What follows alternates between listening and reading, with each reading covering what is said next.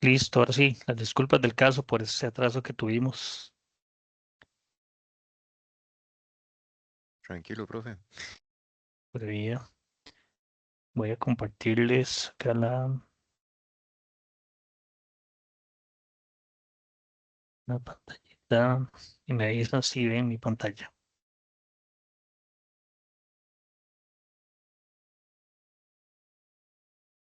Listo, estamos. ¿Ven en la pantalla mía? ¿Confirman? Sí, profe.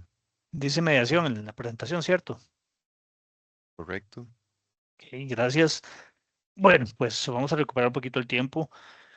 Gracias por asistir a esta mediación 3 y bueno, si llegaron hasta acá es porque están muy decididos a terminar el curso y bueno, los felicito, la verdad. Ya es el último paso, prácticamente queda este proyecto 3 y la evaluación en línea, así es que los insto a que sigan, que culminen, que le pongan un poquito de amor a este proyecto 3, que estudien bastante para la evaluación en línea y ya pues daríamos por finalizado el cuatrimestre, esperando que les haya ido bien en los proyectos anteriores, que finalmente este proyecto 3 es una continuación de esos mismos, ¿verdad? Todos llevan una secuencia, como ustedes han podido ver en el proyecto 1 y proyecto 2. Así es que nada tiene que sorprenderles de este proyecto, que la verdad es que está bastante fácil. Detalles mínimos que tienen que poner atención, pero nada del otro mundo. Así es que vamos a iniciar con el repaso de lo que sería el proyecto 3 de lo que estamos editando. Y bueno, vamos a entrar en materia. Cualquier consulta ahí me interrumpen sin ningún problema. Eh, no quiero empezar sin antes, bueno, indicar los documentos relevantes, las recomendaciones, la originalidad, que es importante, ¿verdad? Y la referenciación académica. Las citas APAS son sumamente importantes en la valoración del proyecto como tal, así es que los insto a que por favor eh, no escatimen en todas las citas, en la referenciación de los documentos a los que ustedes consulten. Eh, Consulten los documentos que están en el campus universitario, todo el tema de inducción a la UNED, lineamientos ante casos de plagio, que eso es muy importante. Recuerden que ahora la universidad tiene el Turnitin y es el que valora un porcentaje de coincidencias por arriba del 26%, se le devuelve al estudiante y se califica con una nota sobre 80. Entonces, evitemos ese mal ratito, ¿verdad? De no citar. Este Turnitin generalmente funciona de este modo. Si él, por ejemplo, no detecta citas textuales o citas en formato APA, prácticamente ella asume que muchas cosas fueron copy-paste, podría ser. Entonces, para que vean la importancia de las citas APAs cuando se utilizan ese tipo de herramientas de verificación de plagio. Y otra cosa es, también no hagan copy-paste de los enunciados de las preguntas en el documento, porque también nos puede detectar como una coincidencia con otra fuente que ya existe. Las normas APA, ahí está también, que es importante que las consulten, no solamente para este curso, sino para todos los que vienen, incluso para cuando tengan que hacer una tesis, un trabajo escrito, es importante que conozcan cómo se cita un documento y que vayan poniendo en práctica a través de su carrera profesional, carrera de estudiantes. El uso ético de la inteligencia artificial para nadie es un secreto, que es una herramienta de apoyo. No quiero llamarlo como una herramienta de plagio ni nada por el estilo, porque la verdad es que se convirtió en una buena herramienta para estudiar, para repasar, para aprender un poco más, pero es importante que sepamos usarlo, que le demos un uso responsable. APA también indica cómo citar fuentes o consultas a inteligencia artificial, entonces también para que lo tengan en cuenta. Y bueno, no es copiar y pegar, es hacer una pregunta, un buen prompt a la inteligencia artificial, asumir el reto de ir un poco más allá, de debatir lo que le está dando la inteligencia artificial y obviamente llevarlo ya a un documento escrito. Continuamos acá. Y aquí entraríamos con lo que sería la valoración de lo que se pide en el proyecto 3. Esto básicamente es un copy-paste del enunciado que ya está en el sitio, en el campus. y lo que iremos haciendo es un repaso, básicamente. En la pregunta 1, lo que se pide es un análisis de requerimientos. Vamos a leer textualmente qué es lo que dice la pregunta 1. La pregunta 1 dice, a partir del caso de estudio del sistema citas para la clínica odontológica Sonrisa Feliz, realiza un análisis de requerimientos que incluye lo siguiente: identificación de actores clave involucrados en el sistema, requerimientos funcionales, enumerar al menos 5 requerimientos funcionales específicos para los módulos de atención de pacientes y administración de citas. Requerimientos no funcionales, menciona al menos 5 requerimientos no funcionales relevantes para el sistema. Y de priorización de requerimientos. Clasifica los requerimientos funcionales identificados según su prioridad, alta, media, baja. Bien, esto está, es parte del documento que ya ustedes tienen, que está en el campus. Tal vez como referencia, pongan la atención al capítulo 10, que es relevamiento de requerimientos, y capítulo 11, que es análisis de requerimientos. Todas estas referencias que les doy es del libro de Ingeniería del Software de Pantaleo y Rinaldo, entonces que ya ustedes tienen. Y ahí básicamente sacan todo el desarrollo de su proyecto. No es la única fuente la que podrían consultar cualquier fuente, ¿verdad? Eh, Eso les permitiría ampliar un poco más los conocimientos si así lo quisieran, pero con el libro que ustedes tienen, dan respuesta a este proyecto. No olviden la cita, ¿verdad? Que es sumamente importante. ¿Qué se busca en esta pregunta? Es medir la capacidad del estudiante para aplicar técnicas formales de ingeniería de requisitos y presentar correctamente los componentes funcionales y no funcionales del sistema. Desde una perspectiva técnica, lo que buscamos es que se demuestre el dominio en los siguientes aspectos, tanto en la identificación de actores como en los requerimientos funcionales y requerimientos no funcionales. Eso es sumamente importante cuando vamos a desarrollar software.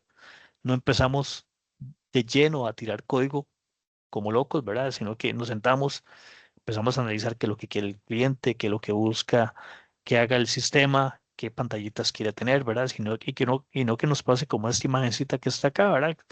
Donde el cliente pide un columpio y nosotros nos aventuramos a percibir lo que nosotros queríamos o entendimos como un columpio, ¿verdad? Entonces, dependiendo de nuestro análisis, el columpio puede tener diferentes variantes, pero si escuchamos al cliente o escuchamos a nuestro usuario, entendemos qué es lo que realmente quiere, ¿verdad? Y de ahí parte los sectores, ¿verdad? De un sistema. En este caso, ese sistema de una clínica, un actor importante puede ser el paciente, otro actor importante puede ser el odontólogo, ¿verdad? Que son los principales, pero podrían haber otros, ¿verdad? Quizá un proveedor de medicamentos, un proveedor de utensilios, un proveedor de elementos de salud, etcétera. Requerimientos funcionales, ¿verdad? Son los requerimientos específicos que el sistema debe de ejecutar. Y muy importante acá para la pregunta es poder describirlos con precisión en un lenguaje estructurado, iniciando con un verbo de acción, preferiblemente, ¿verdad? Como por ejemplo, el sistema deberá permitir la autenticación de pacientes mediante credenciales seguras, usuario y contraseña cifrada, por ejemplo. Esto debe tener un codiguito, ¿verdad? En el libro lo indica claramente cómo definir un requerimiento funcional, sino cualquier otro texto, cualquier investigación abierta en Internet lo podrían tener. Los requerimientos no funcionales, ¿verdad? Que en este caso se piden al menos 5. Habla de otros temas también no relacionados directamente con lo que haga un actor del sistema, sino que habla más bien de lo que quiero que haga un sistema o cómo quiero que se comporte un sistema en cuanto a rendimiento, seguridad, mantenimiento, portabilidad, usabilidad, etcétera, ¿verdad? Un ejemplo es como, por ejemplo, el sistema deberá mantener una disponibilidad del 99.5 mensual. ¿Cómo voy a tratar yo eso dentro de mi arquitectura del sistema?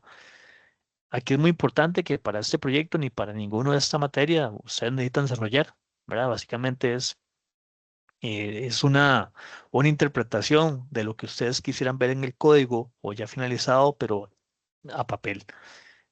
Esta materia es básicamente como cuando, por ejemplo, ustedes, o como cuando se va a hacer una casa, ¿verdad? No se parte de que, bueno, quiero hacer una casa y ya empiezo a poner los ladrillos. No, no, parto de los requerimientos de cuántos cuartos quiero tener, si quiero tener un segundo piso, si quiero tener gradas, si quiero tener iluminación. Entonces empiezo a hacer todo un diagrama, ¿verdad? Lo que yo quiero cómo funciona mi sistema o construir una casa particularmente. Y ya yéndonos a la parte de calificación, la pregunta 1 se califica bajo 5 aspectos. La identificación de los actores claves, un 5 puntos. La determinación de los requerimientos funcionales, al menos 5. Determinar los requerimientos no funcionales, 5 también, 5 puntos. Priorizar los requerimientos explicados, cada uno en al menos 2 líneas de texto, 5 puntos. Y determinar la técnica de relevamiento, ¿verdad? Que es básicamente cómo yo logré llegar a entender cuáles son los requerimientos que quiero o que debe tener mi sistema de acuerdo a lo que me indique el usuario o el dueño del sistema como tal. Para las técnicas de relevamiento, también en el material hay varias técnicas de relevamiento, como por ejemplo entrevistas semiestructuradas, entrevistas abiertas a los odontólogos, a los administrativos, y combinadas también con una observación directa, ¿verdad? O comparadas también con otros sistemas existentes. Entonces, eso permite a mí identificar flujos críticos o puntos de dolor con precisión para yo ir ya después a generar un diseño, como lo vemos en la pregunta número 2. Y en la pregunta número 2, ¿qué me va a pedir o qué me está pidiendo el proyecto? La pregunta número 2 dice, basándote en el caso de estudio del sistema de citas para la clínica odontológica Sonrisa Feliz, responde lo siguiente. A. Identifica y describe al menos 4 tipos de pruebas de software que serán relevantes para garantizar la calidad del sistema. Por ejemplo, pruebas unitarias de integración, de aceptación y de usabilidad. Todo sistema evidentemente tiene que tener pruebas, ¿verdad? O sea, no es que yo lo desarrollo y hasta el último lo voy a probar. No, es un proceso iterativo. Comprendo el caso de uso, lo desarrollo y lo pruebo. Y todas esas pruebas tienen que estar ligadas entre sí, ¿verdad? Esa, lo que se pide es que la comprensión del ciclo de aseguramiento de calidad es validar que lo que yo entendí es lo que voy a entregar al usuario final. Es un ciclo de aseguramiento de calidad en el desarrollo de software y coincide de pruebas unitarias hasta pruebas de aceptación. Pruebas unitarias es probar un campo en particular. Si es un campo fecha, que no permita meter, por ejemplo, un nombre. Y si es un campo nombre, que no permita datos numéricos. O sea, son pruebas unitarias muy específicas, ¿verdad? Y hay diferentes tipos de pruebas, según lo que indica la literatura, como en este caso el libro de Rinaldi y Pantaleo, que es pruebas unitarias, pruebas de integración, pruebas de aceptación y pruebas de usabilidad. Hay muchísimas pruebas, tanto funcionales como no funcionales, y eso es básicamente lo que se espera que el estudiante responda en esta pregunta, ¿verdad? Entonces van a haber 2 puntos de evaluación, que es identificar y describir 4 o más tipos de pruebas relevantes y bien definidos en al menos 3 líneas de texto cada uno. Importante que acá, cuando se dice que sean 3 líneas de texto, pues ojalá no ser tan mezquinos, ¿verdad? Y no ser como hacen muchos, ¿verdad? Que le ponen un tapcito a la pregunta y ya tengo las 3 líneas de texto, no, sino que poder entregar un poquito más en esa explicación, ser un poquito más contundentes y más claros en cada explicación que se haga y no estar tan limitados en la extensión de la respuesta.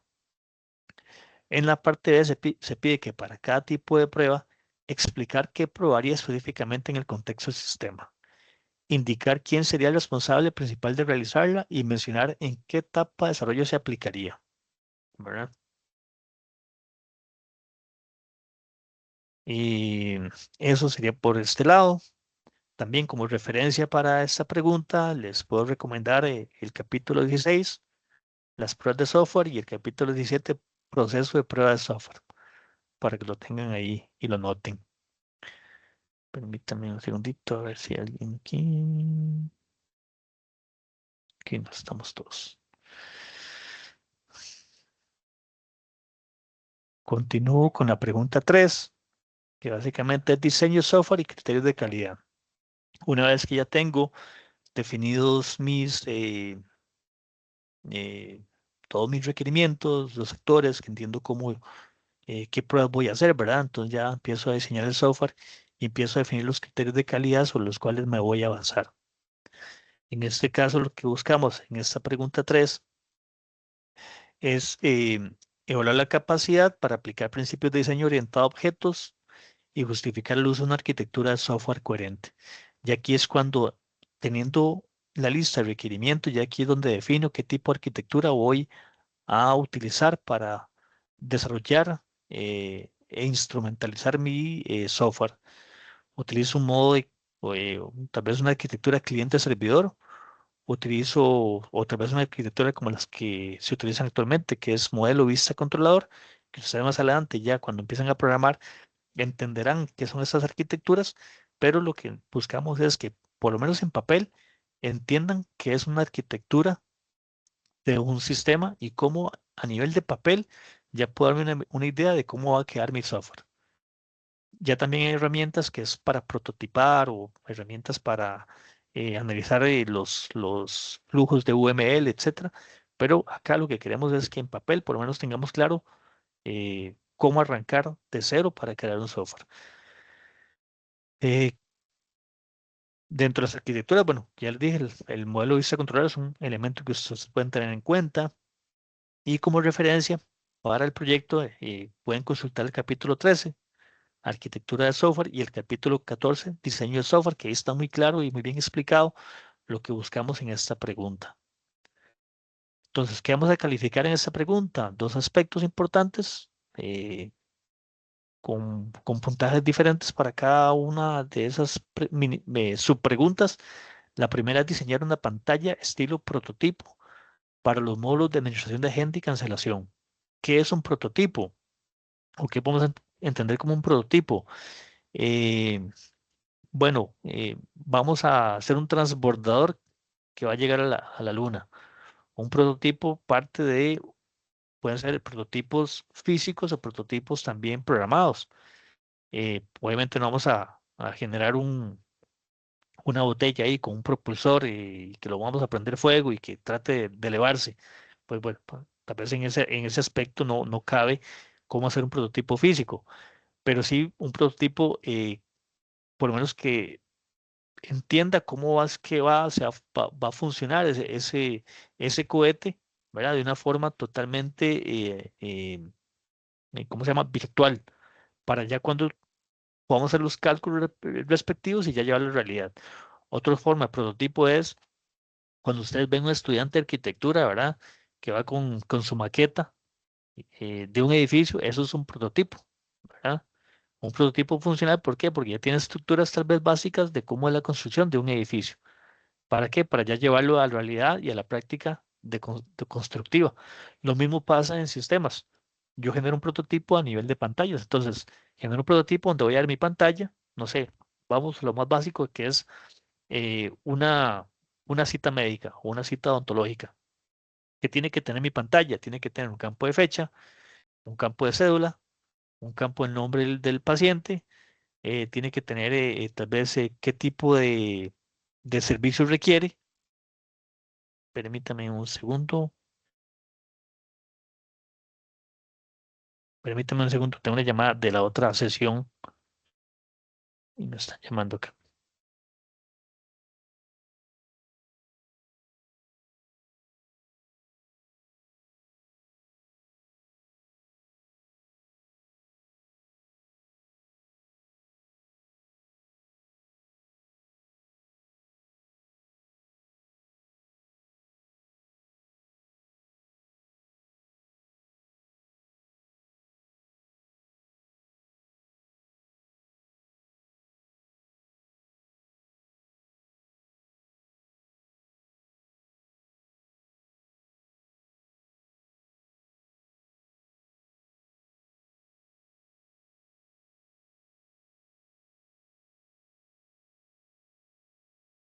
Listo, disculpas, tengo tu compañero ahí en la sesión.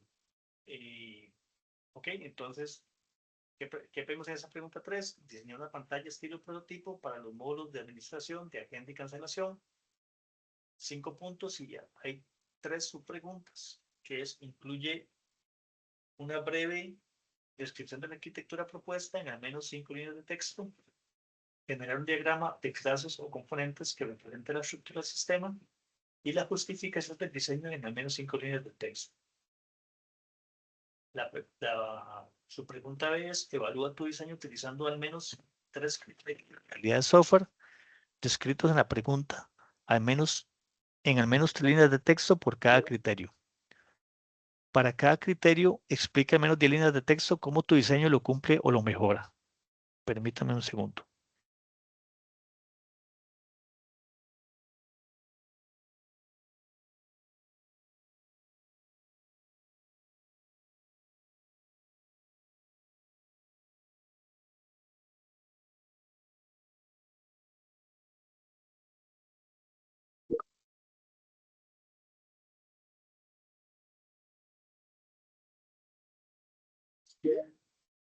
Bien, eso es lo que buscamos con la pregunta 3. Cualquier consulta adicional, con mucho gusto. ¿Hasta acá todo claro? ¿Continuamos?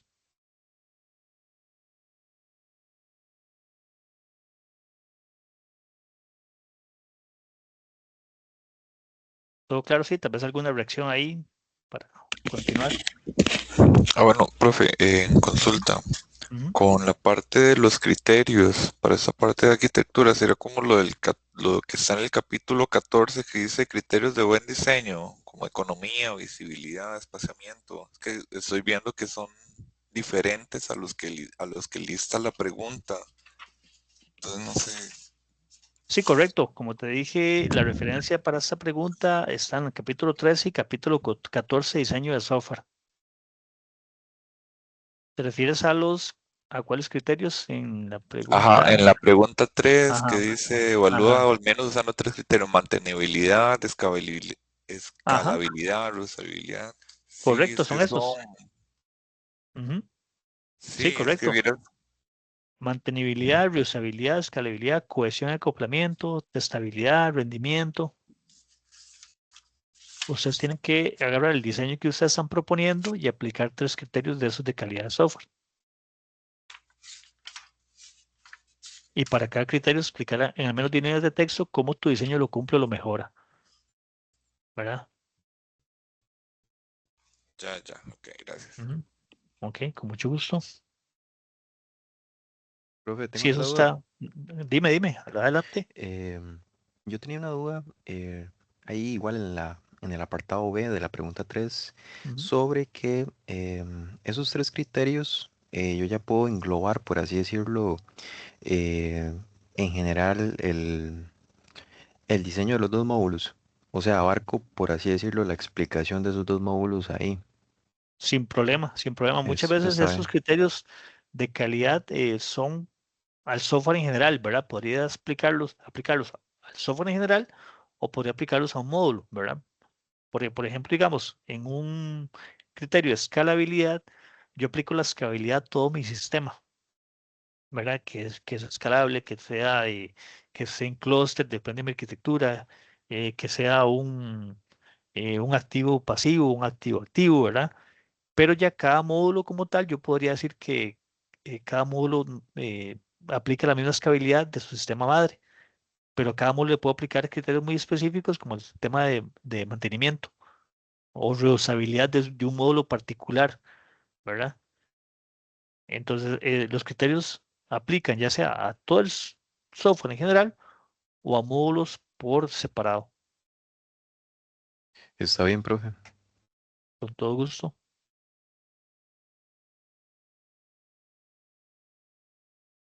Ok, continúo con la pregunta 4, que se refiere a casos de prueba y verificación. En esta pregunta 4, como referencias tenemos a los capítulos 12, que son pruebas a los requerimientos, y el capítulo 17, que es el proceso prueba de software, para que le pongan atención. Y bueno, el objetivo es verificar el diseño de casos de pruebas estructurados, definir entradas, salidas esperadas y métodos de verificación. Eso de las pruebas es algo sumamente importante en el desarrollo de software.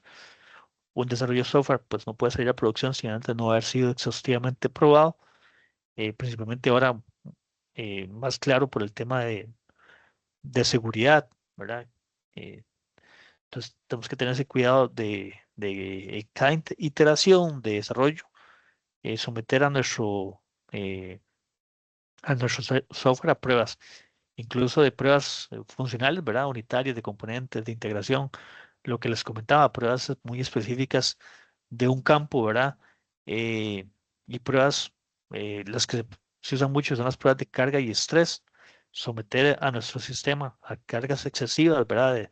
De datos, a cargas excesivas de alimentación por ejemplo, de datos erróneos en campos en los que no debería asumir ciertos datos.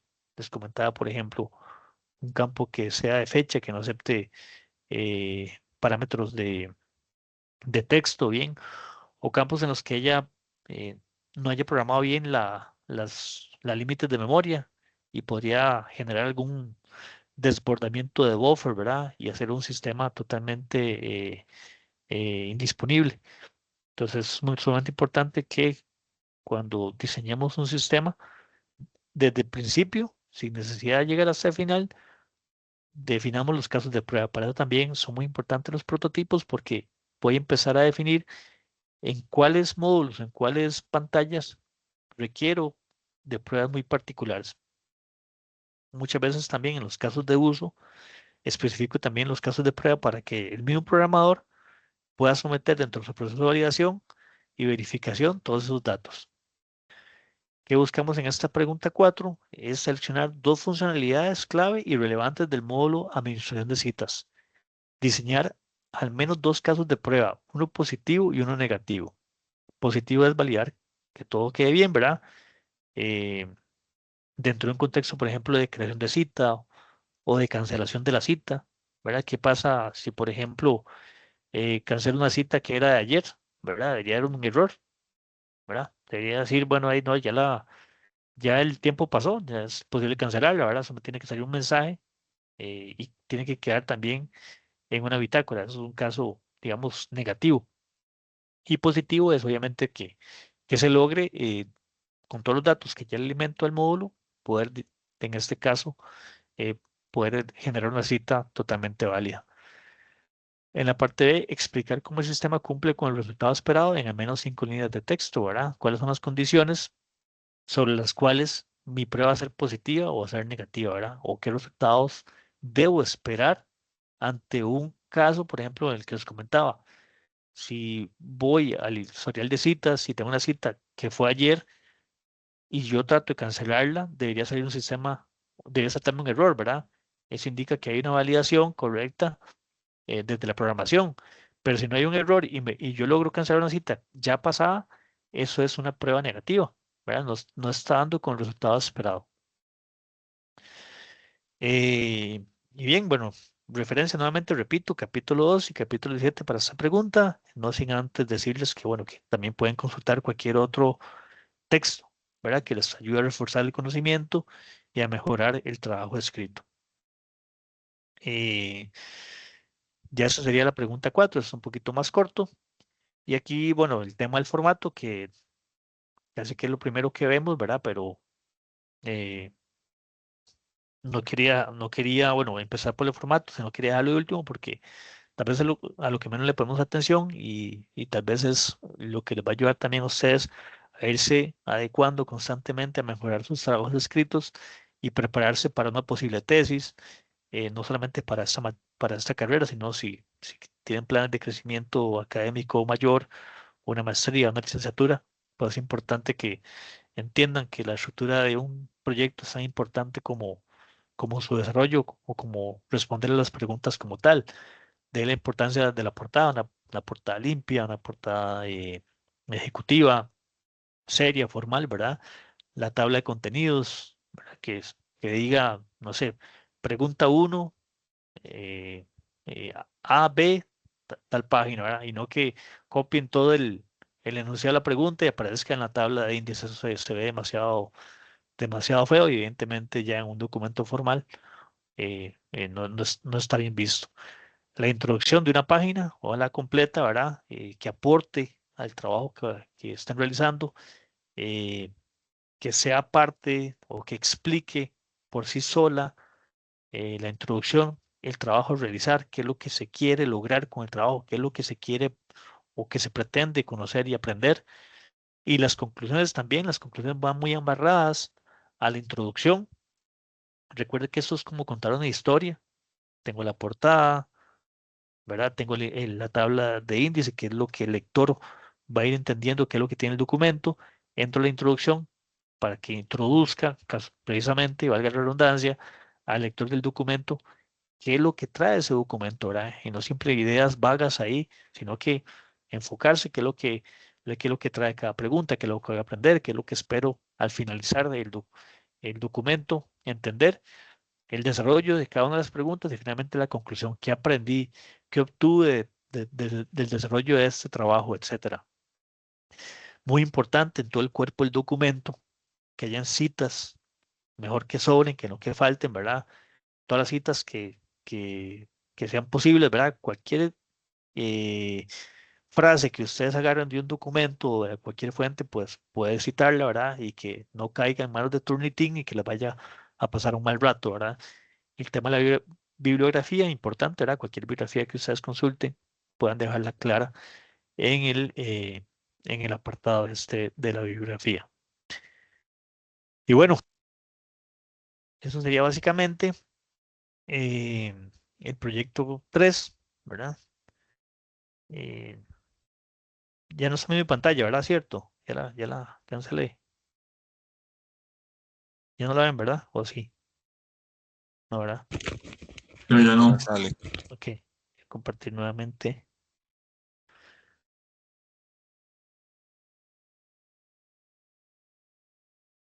Ok, ¿me confirmo si lo ven nuevamente?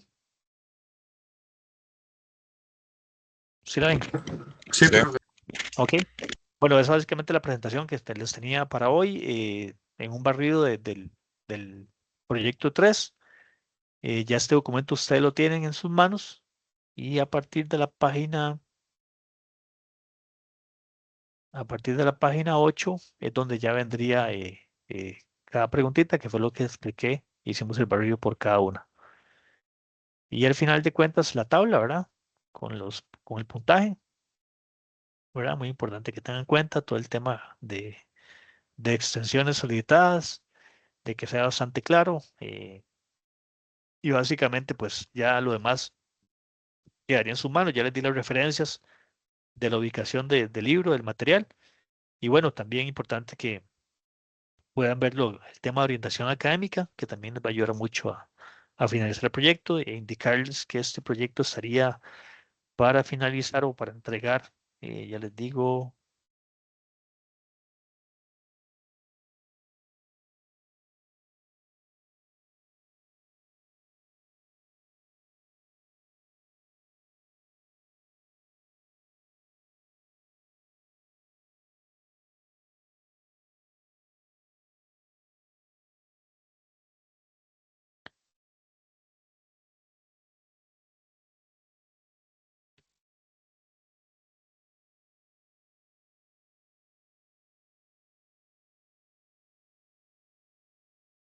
mm, que dice que el proyecto 3 la fecha final de publicación sería el próximo 9 de noviembre a las 11:59 de la noche.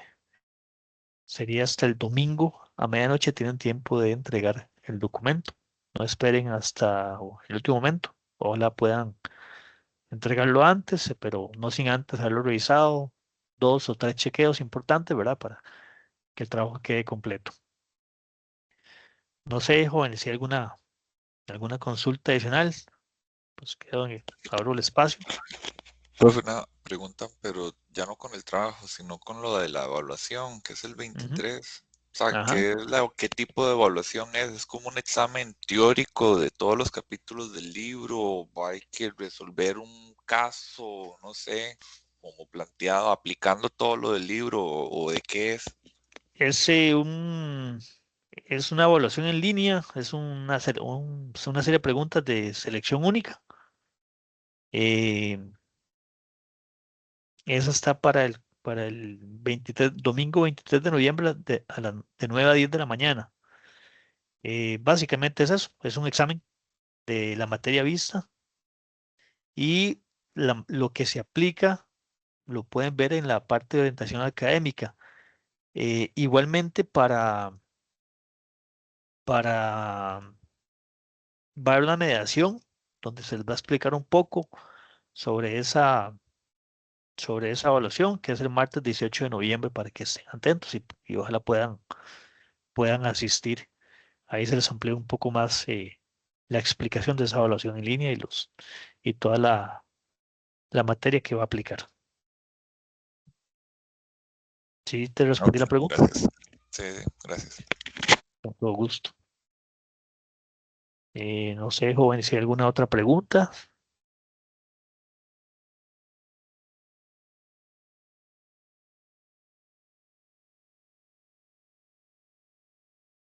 Vamos a ver si tengo aquí en el chat una pregunta adicional. No, creo que no.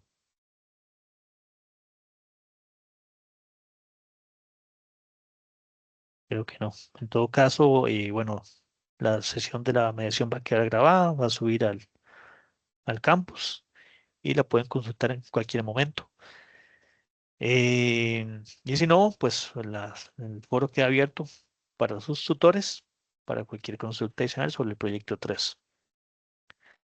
Pues nada, de mi parte agradecerles por el espacio, por asistir y les deseo el mayor de los éxitos y que continúen adelante con su carrera universitaria. Eh, y pues adelante. Gracias, buenas noches.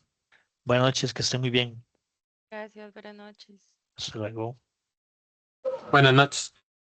Buenas noches. Buenas noches. Buenas noches.